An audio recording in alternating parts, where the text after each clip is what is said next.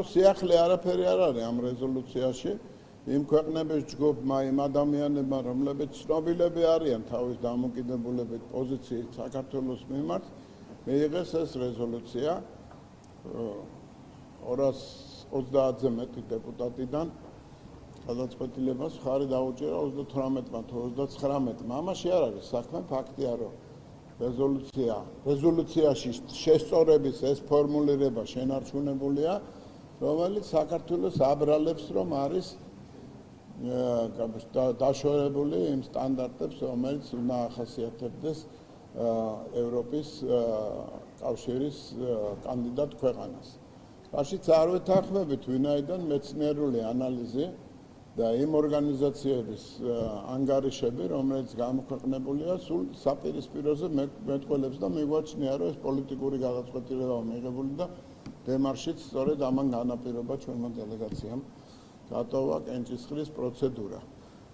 ფაქტია, რომ ეს დაძაბულობა არსებობს, დამოკიდებულებები უნდა გაანალიზოს საზოგადოებამ, მართალი მხარე უნდა შეარჩიოს საზოგადოებამ და მიიღოს გადაწყვეტილებები არჩევნების დროს, რომელიც 2028 წელს ჩატარდება.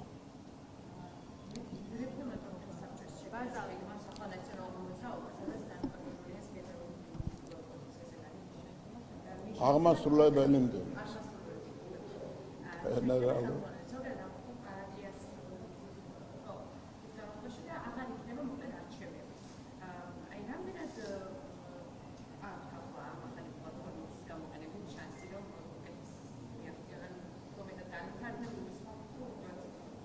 ეცით რაღაც იგავარაკივით არის, როგორც არ უნდა გადაждდენ და სტრუქტურა და კონფიგურაცია, როგორც არ უნდა შეიცვალონ, არსი არ იცვლება, შინაარსი არ იცვლება. შესაკრებთა გადანაცვლები ჯამი არ იცვლება და უამრავი სხვა ესეთი ფრთიანი ფრაზა შეიძლება მოვიტანოთ ამასთან დაკავშირებით. პოლიტიკური პარტია არ ვიქნებით, ვიქნებით რაღაც რეფორმების საბჭო, ისეთივე როგორც უკრაინაში იყო რეფორმების საბჭო, რომელსაც სააკაშვილი ჩაუდგა სათავეში და პრობლემების მეტი უკრაინის არაფერი მოუტანია. რასაკვირველია, არც თავის ქვეყანას დააკლდა არასდროს ნეგატიური გავლენები, თუმცა ამ შემთხვევაშიც არ იკითხება რაიმე კონკრეტული მიზანი ან ამოცანა, რომელიც პოლიტიკურ პარტიას ან კონკრეტული გეგმების ან პროგრამების მქონე ადამიანებს ახასიათებთ, როცა ისინი პოლიტიკაში არიან. აქ არის ერთადერთი მიზანი და ამოცანა, რომ მოხდეს რევოლუცია და ძალის მიერი გზით შეიცვალოს ხელისუფლება. დამთავრდა ამის იქით არანაირი გეგმა არ არსებობს და ეს გეგმა სწორედაც პასუხობს იმ იმედებს, რომელიც გააჩნია გარეთ ძალებს, რომ ადრე თუ გიან საქართველოში მარიონეტული ხელისუფლება მოვა და შემდგომ შორს მიმავალი გეგმებია. შუა დერეფანზეა ლაპარაკი, იქ რუსეთთან ომზეა ლაპარაკი, ამ ყველაფერში საქართველოს გამოყენება მექანიზმად არის მათი ამოცანა, მათი იდეა. სააკაშვილი ამბობს, რომ ამ იდეის შესასრულებლად მე უკეთეს მომსახურებას გაგიწევ. სხვა ახალი აქ არაფერი არ არის. ბატონო?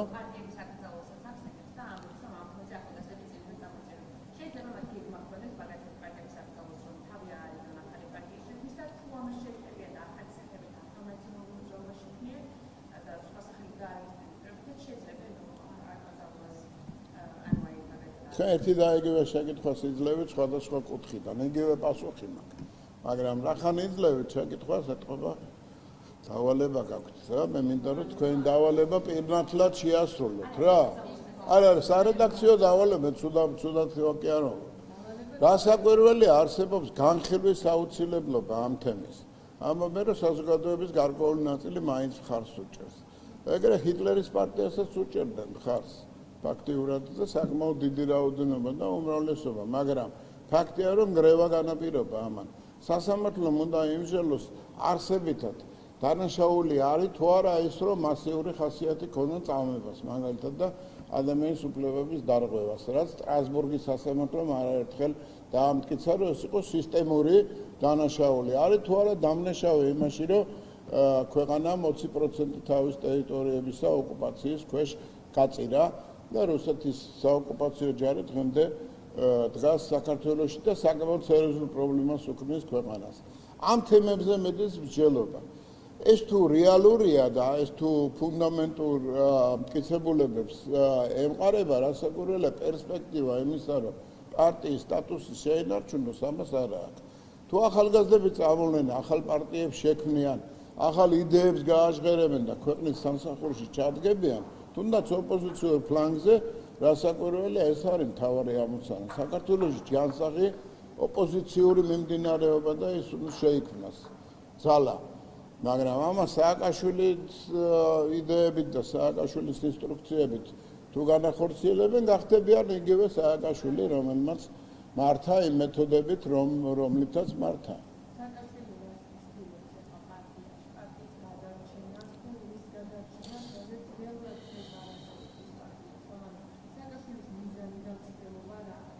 პირველ რიგში უნდა ითქვას, რომ ახალი არაფერი არ ხდება. სააკაშვილი ყოველთვის მიიჩნევდა საკუთარ თავს, არც მეტი, არც ნაკლები აღმოსავლეთ ნახევარსფეროს ჯორჯ ვაშინგტონო და ამის თაობაზე არაერთხელ განაცხადა, რომ საქართველოს საერთოდ მოშლელი იყო, სანამ იგი არ ჩამოვიდა და სათავეში არ ჩაუდგა ამ ხალხს, ვინც გამოირჩეოდა სიმსუქნით, დიდი ულვაშებით, დიდი ქუდებით და კარგად ცეკვავდნენ.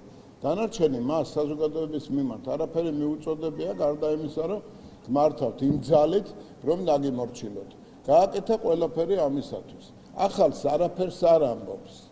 მისი იდეა არის იგივე რესურსით, უფრო მეტი მხარდაჭერით გარედან დაუბრუნდეს იგივე სუბსტანციას, რაშიც იგი იმყოფებოდა სულ ახლახანს, როცა ქვეყანას აი ამ მეთოდით და იდეით მართავდა და ეს შედეგები მიიღო. იგივე საკითხია ეხლა ზუსტად. უბრალოდ ეს უნდა არა არჩევნების გზით, არამედ რევოლუციის გზით. ყველაფერს აკეთებს იმისათვის, რათა ეს ექსტრემისტული პროცესები განვითარდეს და აქტიური ხალხი ამ მიმართულებით შეუდგეს სათავეში მის პარტიას.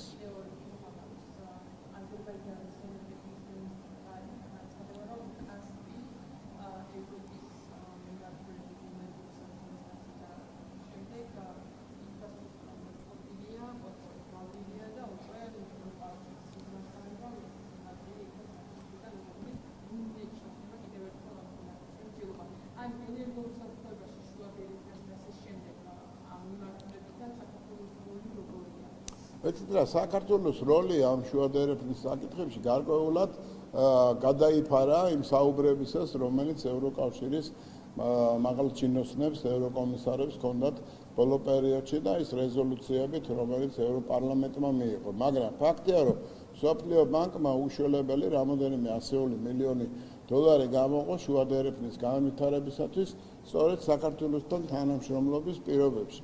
ის კაბელიც, რომელიც გამომუშავებული ელექტროენერგია უნდა დაუკავშირდეს ევროპის ბაზრებს, არსებობს და სწორედ ამას უჭერენ მხარს. ფაქტია, რომ იქ არსებობს გარკვეული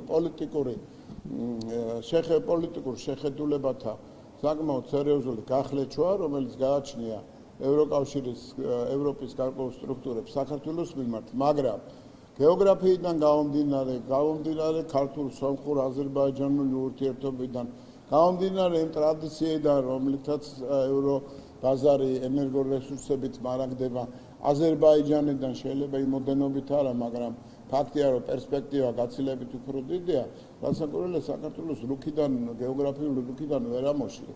აქედან გამომდინარე, მსოფლიო ბანკის გადაწყვეტილება, აზიის განვითარების ბანკის გადაწყვეტილება მიმართულებით არის პრაგმატული, სწორ მიმართულებას ემყარება და რეალურად რასაკვირველია ეცდებიან, რომ აი ამ დიდ თამაშში, ეკონომიკურ აი ამ უშველებელ პროექტში აქ მარიონეტული ხელისუფლება ყავდეთ, მაგრამ ამას საზოგადოება არ დაუშვებს. ეს პოლიტიკური ნაწილია. რაც შეეხება ეკონომიკურ ნაწილს, რასაკვირველია, ეს გადაწყვეტილებები არის პრაგმატული და სწორედ ამ მიმართულებით მიდის საქართველოს პოლიტიკაც, ამ მიმართულებით ვითარდება ხელისუფლების პოლიტიკაც. იქ პორტზეა ლაპარაკი, იქ გაზგაყვანილობაზეა ლაპარაკი, მილსადენებზეა ლაპარაკი, რომელიც უკვე დიდი ხანია ტრადიციულად ემსახურება ევროპის ბაზრების მომარაგებას ენერგორესურსებით, რომელიც კასპიის რეგიონიდან მოედინება. რომ ლაპარაკობთ, თქვენ ნუ ლაპარაკობთ რა. ნუ ათანხმებთ რა, ნუ რაფერს გთხოვთ რა.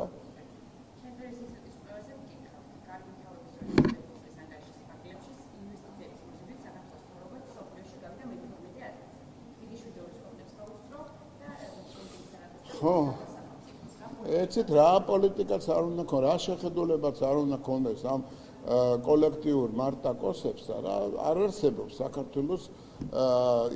საქართველოში ის რეალობა დაიმალოს რაც არის. სოფლიო ძალიან გადატვირთულია აი ამ უშველებელი პრობლემებით, რომელიც ამავე დროს ხელფასაშია გადასული, საომარი მოქმედებები მიმდინარეობს. საქართველოს შეძლო და შეინარჩუნა სტაბილურობა. შეძლო შეინარჩუნა სტაბილურობა, ეს იმას ნიშნავს, რომ ეს უშველებელი ინვესტიციები, თუნდაც ეზერას შემოსვლა საქართველოში ამ იტალიური უშველებელი კომპანიისა, თუნდაც იგალხიცის შემოსვლა, თუნდაც ამერიკელების დაინტერესება, რომ პორტი გაფართოვდეს საქართველოში და აქაც უშველებელი ინვესტიციები ჩადო ამერიკის შეერთებულმა შტატებმა. ეს ყველაფერი მეტყველებს იმაზე, რომ საქართველოს ხელისუფლებას სწორი პოლიტიკა აქვს. მიუხედავად არაერთი პრობლემისა, რასაკვირველია, ძირითადი ხაზი სწორად ვითარდება და დასკვნა უნდა გავაკეთოთ ერთადერთი. უღირს საქართველოს აი ამ საომარ პროცესებში ჩართვა საზრბაზნე ხორცის როლში თუ არ უღირს. საზოგადოებამ სწორი გადაწყვეტილება უკვე გააკეთა და კიდე გააკეთებს 2028 წელს.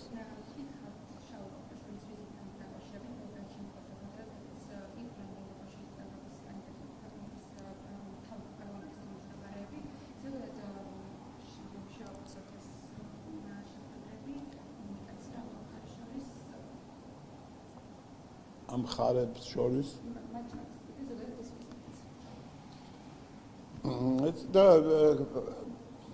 ეს წინადადება, რომელიც უკრაინის პარლამენტიდან წამოვიდა და საერთოდ უკრაინული ხელისუფლებიდან და მას შეუერთდა სერბეთის ხელისუფლება არ ყოფილა რაიმე ემოციური გადაწყვეტილების საფუძველზე გაკეთებული. შემოთავაზება გაკეთებული ემი აუცილებლობიდან გამომდინარე, რომელიც შეიქმნა დღეს მსოფლიოში, იმიტომ რომ პოლიტიკურმა კონიუნქტურამ მნიშვნელოვანწილად გადაფარა გარკვეული პროცესები, რომელიც უნდა რეალურად იქნეს გათვალისწინებული. ეკუთვნის თუ არა უკრაინას მეტი მფარველობა უფრო ფართოდ გაშლილი ქოლგა ევროკავშირიდან, ნატოდან. არის თუ არა სწორი გადაწყვეტილება, რომ სტატიკური როლი ქონდეს იგივე უკრაინის დეპუტაციას ევროკავშირში თუ იგი წევრი გახდება. არის თუ არა მართებული ის, რომ საქართველოს კანდიდატი სტატუსი რაიმენაირად უნდა იყოს ჭდილქვეშ, როდესაც რეალობა სხვა არის და პოლიტიკური კონიუნქტურა სხვა მიმართულებით ვითარდება. აი ეს ყველაფერი სამსჯელოა. იგივე სერბეთთან დაკავშირებით რა ჩამორჩენა აქვს, იგივე მონტენეგროს საკითხი, საქართველოს ყველა მაჩვენებლით წინ არის ყველა სხვა კანდიდატზე. ეს შეჯიბრებითობას უნდა განაპირობებდეს თუ პირიქით ერთად ყოფნას და აზრების გაზიარებას და გამოცდილების გაზიარებას. ars მომწიფთა ამ თემებზე საუბრის დრო და კარგია რომ ეს შეხვედრა მოხდა, ვფიქრობ, შემდეგი შეხვედრის ადგილი უნდა განისაზღვროს და დეკლარაციის შინაარსაც ძალიან ყურადღებით უნდა გავეცნოთ, მათ შორის ჟურნალისტები. დიახ.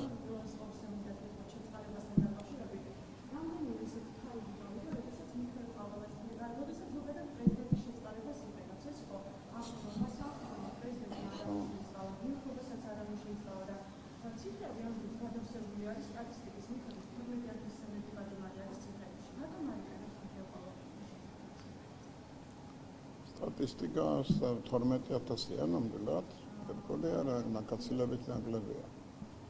12,000 არის სტატისტიკის მიხედვით.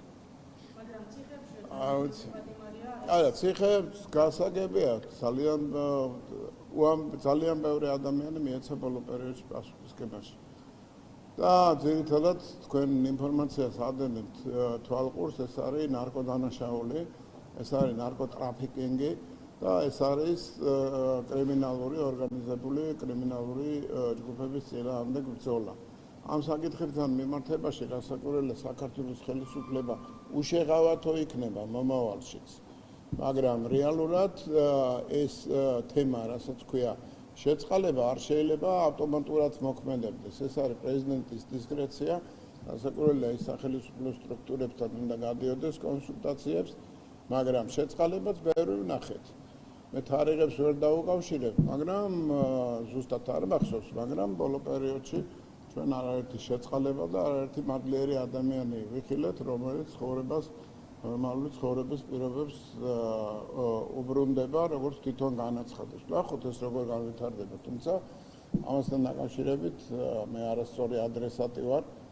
რატომ არა იწყალებს მასიურად პრეზიდენტი, მე არ ვიცი, ამის თაობაზე ვერ გეტყვით, მაგრამ შეწყალებებიც ბევრი ვიხილეთ და საკმაოდ ინტენსიური ბრძოლა კრიმინალისა და განსაკუთრებით ნარკოდანაშაულის წინააღმდეგ ძალიან ინტენსიურად მიმდინარეობს.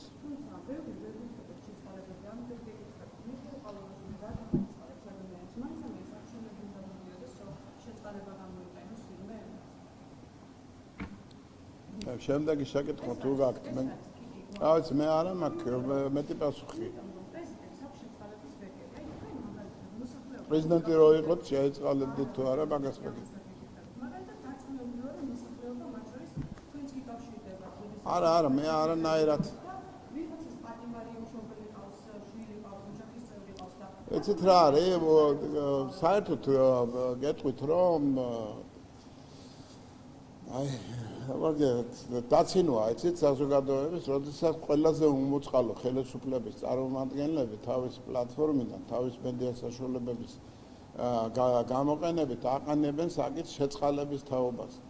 რომელიც შემწყალებელი იყო ის ხელისუფლება, რომელსაც წარმოადგენს გარკვეული ადამიანები, ან თუნდაც მედია საშუალებები, რომელიც ამ თემაზე დღეს ბევრს ლაპარაკობენ.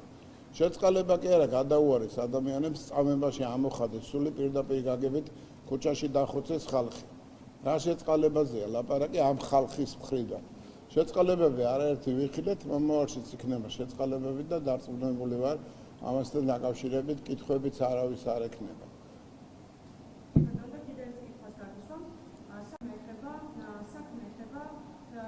სოციალურად დაუცველებს სტატისტიკის მიხედვით 20,000-ზე მეტ ადამიანს შეუძლია სოციალური შემწეობა მხოლოდ ერთ თვეში. ვინც შემოწმეთ ყველას მოусვენით, ანუ ისეთ შეუძლია ყველას მოусვენით 20,000 ადამიანი მხოლოდ ერთ თვეში მოეწონა სოციალური დახმარება. ვინ არიან ეს ადამიანები? თუ 21. 20,000 სტატისტიკის მიხედვით ესე მოუწერეს და ბატონო გიორგი, ანუ ამადა 20,000 ადამიანს უსამართლოდ დანიშნული, ჩვენ გვარდაგვინიშნია არა, ესე არ არის, რასაკვირველია ამასთან დაკავშირებით გადაწყვეტილებები მიღებულია შემოსავლის გაჩენის საფუძველს. როდესაც შემოსავალი ჩდება და მით უმეტეს, როდესაც დასაქმების საშუალება არის გაცილებით უფრო მეტი, ვიდრე იყო. როცა სამუშაო ადგილები იზრდება, შესაბამისად სოციალური შემწეობების ოდენობაც იკლებს. ეს პარალელურად ხდება იმ სტატისტიკისა, რომელიც თქვენ მხოლოდ სამხრივ გაანალიზეთ. არსებობს სტატისტიკა, თუ რამდენი სამუშაო ადგილი შეიქმნა ქვეყანაში. რამდენი ადამიანი დასაქმდა, რამდენმა მიიღო ის შემოსავალი, რომელიც არ ქონდა. სოციალური პაკეტი რამდენად არის გაძლიერებული, ეს ყველაფერი ერთ კონტექსტში უნდა იქნეს განხილული, ვინაიდან ფაქტიურად ეს ციფრები, რომელიც არსებობს, არ არის დაკავშირებული არც პოლიტიკურ ნებასთან, არც გარკვეულ არჩევნებთან თუ სხვა პოლიტიკურ კალენდართან. არსებობს სტატისტიკა, არსებობს მონაცემები, თუ კი თქვენ თვლით, რომ გაცილებით უფრო მაღალი ქულების მქონე ადამიანმა მაინც უნდა გააგრძელოს სოციალური დახმარების მიღება, მაშინ შემოიტანეთ შესაბამისი კანონპროექტი საქართველოში, რომ შეიცვალოს კანონი ამასთან დაკავშირებით. არსებობს გარკვეული მაჩვენებელი, გარკვეულთა რაოდენობა, რომლითაც განისაზღვრება სოციალური დახმარება, მისი ოდენობა, განსაკუთრებით ეს არ გულისხმობს შეჭირებული ოჯახების, ბავშვებისთვის დახმარებას და სხვა სოციალურ პროგრამების შეჩერებას. მაგრამ ფაქტია, რომ ეკონომიკური ზრდა მნიშვნელოვნად განაპირობებს გარკვეული პრობლემების მოხსნას. არის ერთი პრობლემა კიდე, რომელიც პიარულ პროპაგანდისტულ ნაწილში მაინც აი ამ მხარეს სრულად ვერ უზრუნველყოფს პოზიტიურად, იმიტომ შემცირება სოციალურად გაჭირებული ხალხის რაოდენობის არ ნიშნავს იმას, რომ სოციალურად შეჭირებული საზოგადოება კიდევ არ არის დარჩენილი და საკმაოდ ბევრია. აქედან გამომდინარე, როცა ადამიანს ტელევიზიიდან საუბრები, რომ ეკონომიკური განვითარებამ განაპირობა სოციალური შეჭირებულთა რაოდენობის შემცირება, მეორე ნაწილს და საკმაოდ სერიოზული რაოდენობის ხალხს ეს არანაირ ნუგეშს არ აძლევს. შეიძლება პერსპექტივას იმედს აძლევს, მაგრამ არ აძლევს და აქედან გამომდინარე პროპაგანდაც გარკვეული ტელევიზიების მედია საშუალებების ისე იგეგმება, რომ შენ ილაპარაკო პოზიტივზე, როდესაც პრობლემაა და აი ამ ნეგატიურ ვითარებაში მყოფი ადამიანების რაოდენობა კიდევ ბევრი გაქვს. შენ ლაპარაკობ იმაზე, რომ აი ეს გაუმჯობესება მიდის, მაგრამ გაცილებით უფრო მეტად და ინტენსიურად აღიზიანებ იმ ადამიანებს, ვინც ეს ჯერჯერობით ვერ მიიღო. ამ შედეგი ვერ მიიღო აქედან. იგივეა თქვა დევნილების რაოდენობა არის საერთოდ ხო ჯოხებით ყრიდნენ ფოცხოეწერში, სადაც არანაირი ცხოვრების საშუალება არ ქონდათ. ეხლა ამდენი ბინა აშენდა, ამდენი სახლი აშენდა, ამდენი პრობლემა განაწყდა, სოციალური პაკეტი მათთვის განსაკუთრებულია, გაძლიერებულია, აფხაზეთის მთავრობა კიდევ ცალკე ეხმარება. რეალურად სახელმწიფო რესურსები არის სერიოზულად მობილიზებული ამისათვის, მაგრამ ვინც ჯერ კიდევ ვერ მიიღო, ჯერ კიდევ დაუკმაყოფილებელია, ქულები ჯერ კიდევ არ ყოფნის, რასაკვირველია ის უფრო ღიზიანდება და აქედან გამომდინარე თქვენი პროპაგანდაც სწორედ ამაზე თამაშობს. შეიძლება არა, თქვენ სწორად ვსვამთ, არა, გასაგებია, მაგრამ ფაქტია, რომ ამის თქმაც მინდოდა, იცით? პროპაგანდა ყველა შემთხვევაში წამგებიანია, როდესაც ადამიანები ყავს ბევრი ჯერ კიდევ რომელიც სიღარიბის ზღვარს ქვემოთ არიან. და ესეთები ბევრია ევროკავშირის სივრცეშიც ადამიანები დადიან სამუშაო ადგილებს ეძებენ აღმოსავლეთ ევროპიდან დასავლეთ ევროპაში ან ჩრდილო ევროპაში. მოკლედ რთული სიტუაციაა, არა მარტო ჩვენთან. ამასთან დაკავშირებით მოდით შევთანხმდეთ რა სახელმწიფო უნდა იზრუნოს იმაზე, რომ რაც შეიძლება ნაკლები ადამიანი ყავდეს სოციალური პროგრამაში. და ამ ზრუნვას რაღაცნაირად ხელს უნდა უწყობდეს გარემო და ყველა მთელი ეს რესურსი, რაცაც ოპოზიციური რესურსი ქვია და თავს ეძახიან უბრალოდ, ხო? მიმართულია იმისკენ, როგორმე საბოტაჟი განვითარდეს, როგორმე გარის კურსი დაეცეს, როგორმე ბიზნესმა საქმიანობა შეწყვიტოს, საბოტაჟის რეჟიმში გადავიდეს. ეს ყველაფერი რასაკვირველია მოქმედებს იმაზე, რომ სწრაფად ვერ ვითარდება. დიდია 7.2% ეკონომიკური ზრდა, მაგრამ არ არის საკმარისი იმისათვის, რათა მალე მივახციოთ საშუალო ევროპულ სტატისტიკურ დონეს. მაგრამ დამაიმედებელი ტენდენციები არის. რასაკვირველია, აქედან მომდინარეობს ყველა გადაწყვეტილება.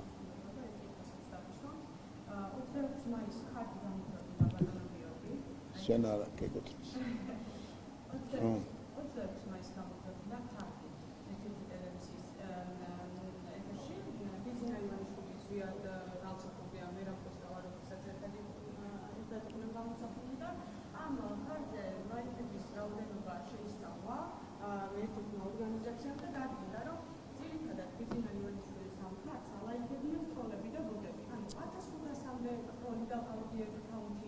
რომელიც ივანიშვილის სამხედროს ალაიქებდა და ბიზნესმა ივანიშვილმა იცის, რომ ყავდი ადამიანები ულაიქებდნენ მას ფოტოს და რეალურად 1500 ადამიანი ვერ მოიძებნა ამ ქვეყანაში, ვინც დამატებით სამხედროს და ალაიქებდა. ვინ გამოაქვეყნა? ადამიანების რო დაელაიქებდა. ვინ გამოაქვეყნა? აბა 1500 ადამიანი.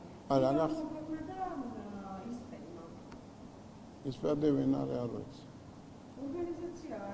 არასდროს, არა, ვიცით რა არის, ეგ არსებობს ეგეთი ქარდებით, არსებობს ეგეთი ქარდებით ბრძოლა რა გამოაქვეყნებენ, მაგრამ ან რაღაცა განცხადებას გააკეთებენ ისეთ რომელიც არ შეესაბამება არც პოლიტიკურ პროპაგანდას, არც პიარს იმას, რომელსაც ესა თუ ის პოლიტიკური პარტია მისდევს და ეს არ ეხება მხოლოდ ქართული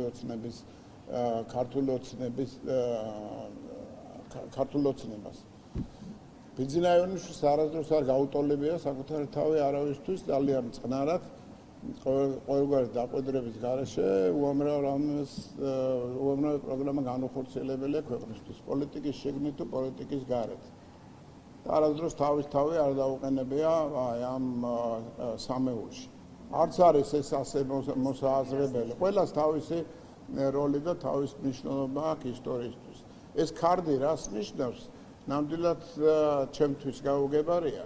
ვინაიდან ეს არანაირად არ შეესაბამება იმ განწყობას, რომელიც არსებობს ჩვენ გუნდში და გინდა ბიძინაევანიშვილის პირად დამოკიდებულებას არასდროს არავის გვერდზე საკუთარი თავი არ მოუაზრებია მას პირადად და ჩვენც არასდროს გვითქვამს, რომ რაღაც საკითხებთან დაკავშირებით ერთად უნდა იყოს განხილული სხვადასხვა ისტორიული ფიგურა, მით უმეტეს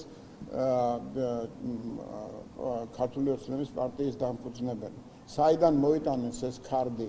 ან ვინ ალაიქებს, ან ვინ ახახავებს თუ რაღაც როგორც არის, ან ვინ არის გაბარაზებული არ ვიცი, ტროლებით თქვენ ახართ და ბოტებით თქვენ ახართ. ვინ ალაიქებს და ვინ წინააღმდეგია და ვინ ის არის? ტროლებით არ არის ქართული ოცნება დაკავებული. მით უმეტეს ასეთი ქარდების შექმნით ქართული ოცნება დაკავებული ნამდვილად არ არის და ეს არავის ინტერესში არ არის თუ არა და აგერ შედეგი იხილეთ. ხო, ასაგებია რა, ეგ არავითარი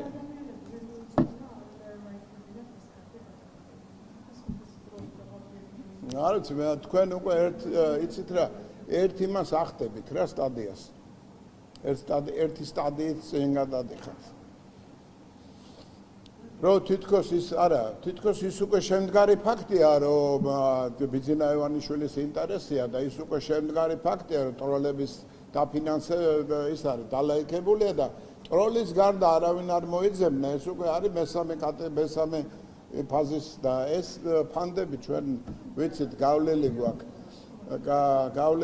ასე რომ ბიძინაევანიშვილს აქვს თავის დამსახურება ქვეყნის წინაშე, ზუსტად გამსახურდიას თავის დამსახურება, მერაბ კოსტავას თავის განსაკუთრებული დამსახურება აქვს და არავის არავისთვის ჩვენ არც ჩვენი თავი შეგვიდარებია და მით უმეტეს ბიძინაევანიშვილის განწყობაც ეგეთი არასდროს არ ყოფილა. მას უამრავი საქმე აქვს ქვეყნისთვის გაკეთებული და რაც თავარია ეს ბოტების და ტროლების ხელისუფლებაც 2012-ში მოიცილა მისი იქნა მოცილებული მისი დიდი ძალისხმევით.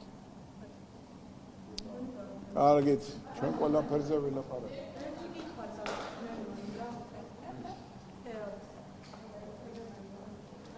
თეო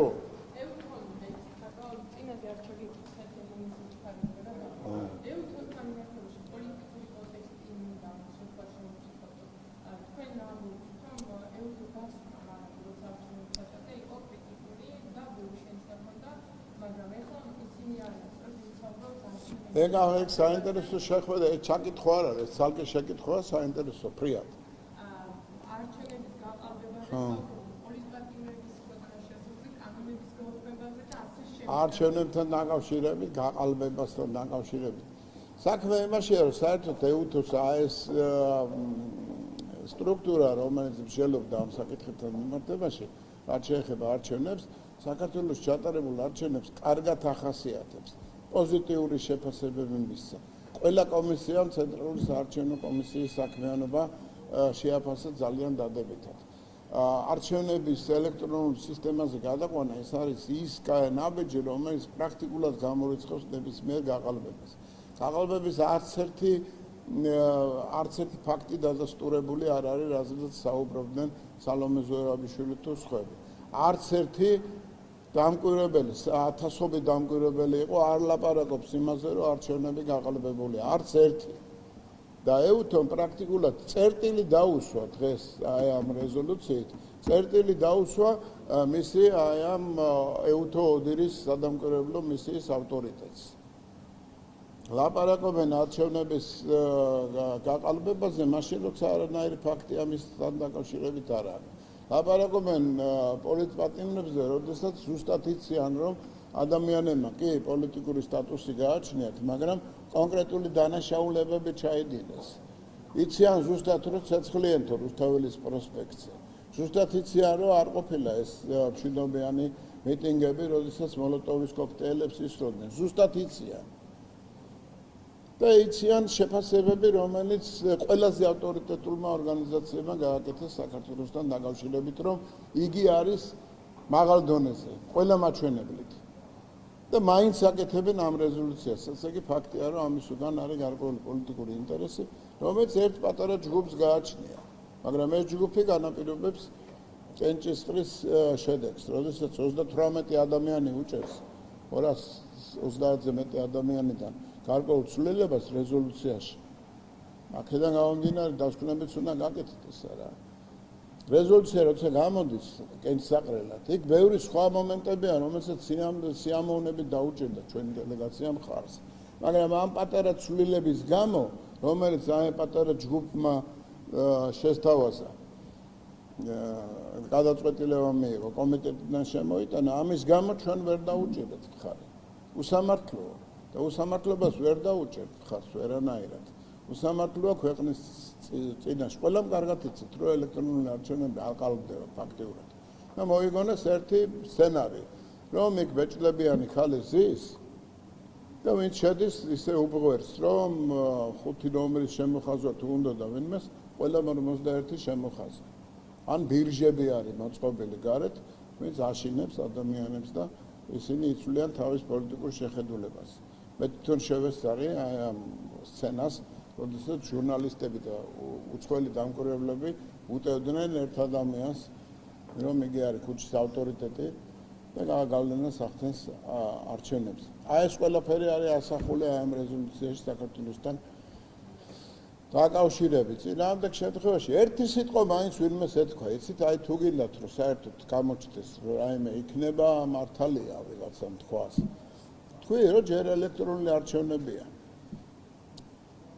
არც ერთი დოკუმენტი არ არის მიღებული თეო. არც ერთი დოკუმენტი, არც ერთ დონეზე არ არის მიღებული იმასთან დაკავშირებით, რომ მიესალმებიან საქართველოში ელექტრონულ არჩევნებს. აი არც ერთი. რატო იცით, არავის არ მოეწონა ეს. იმიტომ რომ გადაწყვეტილი იყო, რომ აღიარებინათ არჩევნები და ეთქვათ, რომ გაყალბებულია. როგორც კი ელექტრონული არჩევნები, აი საკმაოდ დიდი თანხა დაიხარჯა. გამოცხადდა, რომ იქნება ელექტრონული არჩევნები, ამან გამოიწვია ისტერიკა. და ბოლოს მოიფიქრეს ერთი კვირის წინ ამბობდნენ, რომ არა ვერ გააყალბებენ და აბა ხალხო მივიდეთ, როგორც კი წააგეს, შემდეგ ერთი კვირის მერე მოიფიქრეს, რომ ელექტრონული არჩევნები გაყალბდა, მაგრამ გაყალბდა არა ფიზიკურად და იქ მართლა საარჩევნო აპარატში FSB-ს აგენტები იჯდენო, ხო, ეგრეთ თქვა პირდაპირ სალომე ზურაბიშვილმა. რომ FSB მართავდა ამ ელექტრონულ სისტემას.